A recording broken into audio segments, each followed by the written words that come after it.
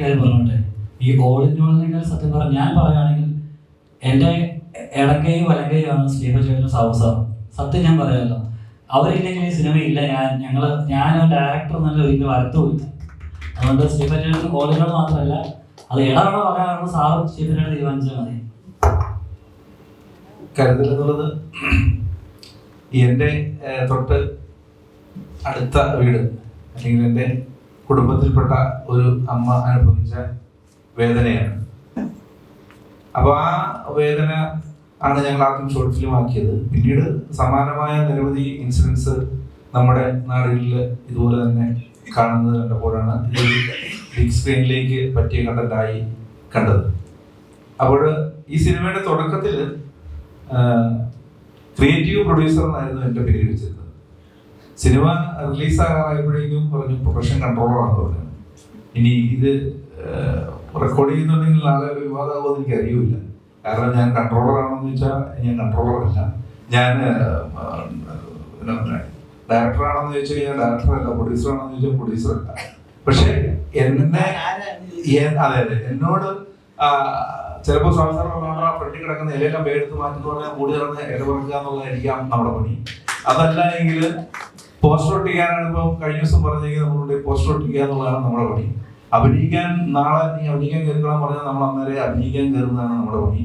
ഇനി നമ്മുടെ ബിന്ദുജയെ പോലെയുള്ള പാട്ടുകാർ അടുത്ത ദിവസം സ്റ്റുഡിയോയിൽ വരും. അപ്പൊ അവരെ പോയി പിക്ക് ചെയ്യുക, അല്ലെങ്കിൽ ഡ്രോപ്പ് ചെയ്യുക, പാടിക്കുക, അല്ലെങ്കിൽ സ്റ്റുഡിയോയിൽ ചെല്ലുക, ഇങ്ങനെ ആ പണിയാണെന്ന് പറഞ്ഞാൽ അന്നേരം നമ്മൾ അവിടെ ചെല്ലും. ഇനി പ്രൊമോഷൻ പരിപാടിയുടെ പറയുന്നതിൽ പോകണമെന്ന് പറഞ്ഞാൽ അവിടെ ഉണ്ട്. ഡാൻസ് കളിക്കാൻ പറഞ്ഞാൽ നമ്മൾ ഡാൻസ് കളിക്കും, പാട്ട് പാടാൻ പറഞ്ഞാൽ പാട്ട് പാടും, തലകുത്തിരിക്കാൻ പറഞ്ഞാൽ തലകുത്തിരിക്കും. ഇതാണ് നമ്മുടെ പരിപാടി. അപ്പൊ അതുകൊണ്ട് സിനിമ എന്നുള്ളത് വളരെ മനോഹരമായ ഒരുപാട് മേഖലകളിലൂടെ കൈവെക്കാൻ പറ്റുന്ന ഒരു പരിപാടിയാണ്. അതിൻ്റെ അകത്ത് രാവിലെ വൈകുന്നേരം നമ്മൾ ഫേസ്ബുക്കിൽ കുറെ സാധനങ്ങൾ തള്ളുക, നമ്മളെ തന്നെ സ്വയം പൊക്കുക. ആ പൊക്ക് തന്നെ ഇപ്പോഴും പൊക്കിക്കൊണ്ടിരിക്കുന്നു. നിങ്ങൾക്ക് സ്വീകരിക്കാം, തള്ളാം. നമ്മൾ പക്ഷേ അതിൻ്റെ അകത്തൊന്നും നമ്മൾ പുറകോട്ടില്ല, നമ്മൾ മാക്സിമം തള്ളിക്കൊണ്ടിരിക്കും. ഒരു കാര്യം പറയാം, ശരിക്കും എന്നെ സംബന്ധിച്ച് നമ്മുടെ സ്വിച്ച് ഇട്ടാല് പ്രവർത്തിക്കുന്ന ഞങ്ങളുടെ ഒരു ഉപകരണമാണ് ശ്രീപഞ്ചേട്ടൻ. അത് ഞാൻ അയർലൻഡിൽ നിന്ന് ഒരു കാര്യം പറഞ്ഞാൽ അത് അവിടെ സ്വിച്ച് ഇട്ട് വർക്കാവും. നാട്ടിൽ ഇവര് പറഞ്ഞാൽ അത് ഇവിടെ സ്വിച്ച് ഇട്ട് വർക്കാവും. ഒരു കാര്യം ഏൽപ്പിച്ചു കഴിഞ്ഞാൽ അവിടെ ചെല്ലാൻ പറഞ്ഞാൽ കുറച്ച് കഴിയുമ്പോൾ ഞാൻ ഇവിടെ എത്തി എന്നാ ചെയ്യേണ്ടത് ഇങ്ങോട്ട് വിളിച്ച് ചോദിക്കും. അപ്പം അങ്ങനെ ഞങ്ങൾക്ക് വേണ്ടി ഒരു ശരിക്കും അധ്യാപകനാണ് ഈ സിനിമാ മേഖലയ്ക്ക് വേണ്ടി സ്വന്തം ജോലി പോലും കളഞ്ഞ് ഇപ്പം പറഞ്ഞ പോലെ എന്ത് പണി ചെയ്യാൻ തയ്യാറായി നിൽക്കുന്ന ഒരാളാണ് ശ്രീപഞ്ചേട്ടൻ കേട്ടോ. അതുകൊണ്ട് ഞാൻ ആത്മാർത്ഥമായിട്ട് ശ്രീപഞ്ചേട്ടൻ സാവസാനോടൊക്കെ നന്ദി പറയാൻ ഒത്തിരി ആഗ്രഹിക്കുകയാണ്. സിനിമയ്ക്കായിട്ട് കൂടുന്നതിനും എല്ലാവരും. അല്ല, ഇദ്ദേഹം ഇനി എന്തും ചെയ്യും സ്റ്റീഫൻ എന്നറിയപ്പെടും. ഇനി സിനിമ എടുക്കുന്ന ആളുകൾക്ക് അദ്ദേഹത്തെ സമീപിക്കാം. പലപ്പോഴും സിനിമയെ കുറിച്ച് പറയുമ്പോൾ ഇവിടെ ആരോ പറഞ്ഞു വലിയ സിനിമ ചെറിയ സിനിമ എന്നൊക്കെ പറഞ്ഞു. ബഡ്ജറ്റിലാണല്ലോ ഈ വലുതും ചെറുതും നിൽക്കുന്നത്. അത് നമുക്ക് ഒരു 10 ലക്ഷം രൂപയ്ക്ക് സിനിമ ചെയ്യാം, 5 ലക്ഷം രൂപയ്ക്ക് സിനിമ ചെയ്യാം, 5 കോടിക്കും ചെയ്യാം, 50 കോടിക്കും ചെയ്യാം എന്നുള്ളത് നമുക്ക് എക്സ്പീരിയൻസ് ഞങ്ങൾ മനസ്സിലാക്കിയിട്ടുണ്ട്. അതുകൊണ്ട് ഈ സിനിമയുടെ കോസ്റ്റ് എത്രയാണെന്ന് ചോദിച്ചു കഴിഞ്ഞാൽ 1 കോടിയാണ്. പക്ഷെ ഞങ്ങൾ ചെയ്തത് എത്രയാണെന്ന് ചോദിച്ചു കഴിഞ്ഞാൽ അത് പറയാൻ പറ്റില്ല.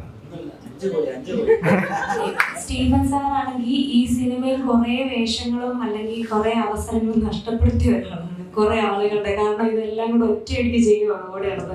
പക്ഷെ പാട്ട് മാത്രം പാടാൻ സമ്മതിക്കല്ല. ഞാൻ കള്ളച്ചിരി പാടാൻ നോക്കിയിരുന്നു. അന്നേരം ഇവരെല്ലാം